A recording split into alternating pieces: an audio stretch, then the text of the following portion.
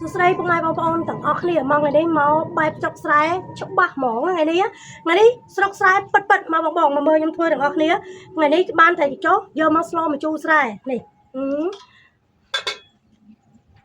តែកញ្ចុះតែកភ្លៀងកំពឹសណាក្តាមខ្យង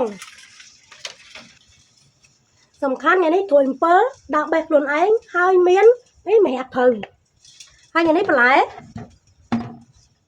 សម្លម្ជូរក្តាមប្រលិត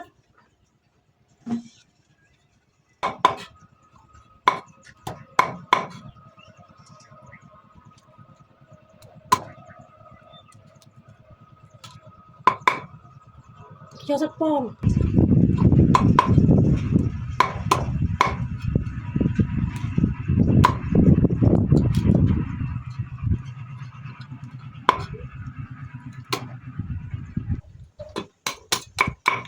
បងកាប់ពូតខ្យងយកទៅសម្លម្ជូរសាច់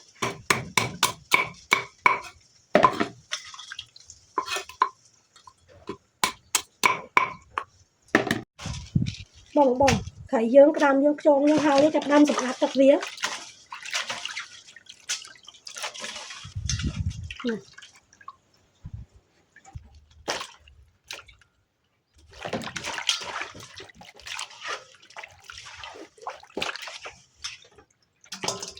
តែគេចុះរបស់យើង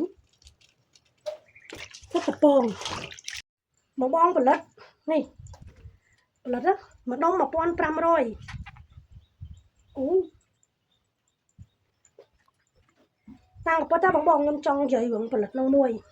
បើសិនជាអាចយើងសុកចិត្តយើងកាត់វាអញ្ចេះកាត់វាហើយយើងចងលក់វិញបងអើយបងធ្វើអញ្ចឹងបាក់អស់ហើយហ្នឹងហើយពេលយើងយកមកស្លវាអត់មានផលិតហ្នឹងខ្ទេចអស់ហើយហ្នឹងដល់អញ្ចឹងយើងបញ្ឈរវាទៅវាមានសាច់ស្លនេះបងមើលដល់អញ្ចឹងវាអត់មានសាច់ស្លទេឃើញទេវាកណិតកណាត់បែកខ្ទេចខ្ទីអស់ហ្មងណ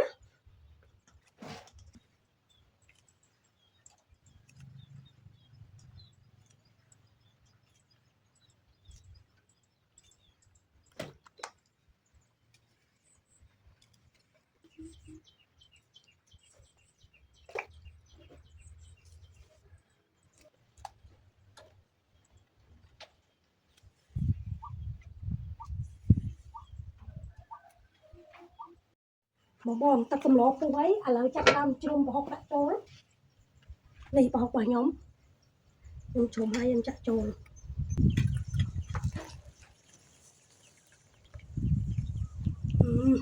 គាត់ទៅចាក់ប្រហុកចូលឈ្ងុយហ្មងណាប្រហុកត្រីកំភ្លៀងបងស្លឹកក្រូចហើយនឹងខ្ទឹមសដាក់កាត់ជាតិឆ្អាបផលិត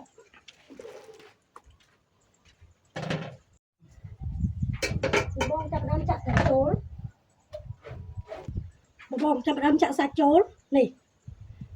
ត្រីដែលយើងធ្វើឲ្យមិនហ្នឹងចាក់ចូលទាំងអស់មក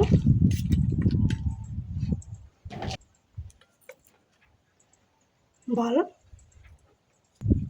ប៊ីចេងស្ករសបងខ្លះគាត់ស្លម្ជូរដាក់ស្ករសឲ្យគាត់ចេះហូបតែខ្ញុំក៏អត់ចេះហូបដែរតែខ្ញុំលួចវាដាក់បន្តិចឲ្យវារៀងមានជាតិហ្នឹងបងត្រួយ7ហើយនឹងម្រះភៅ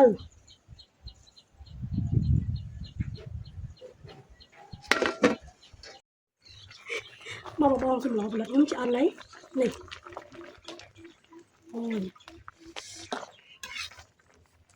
បងមកភ្លក់សម្លរបស់យើងទាំងអស់គ្នានេះសម្លខ្មែររបស់យើងណា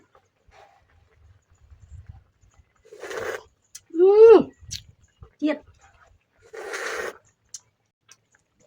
ឆ្ងាញ់ណាស់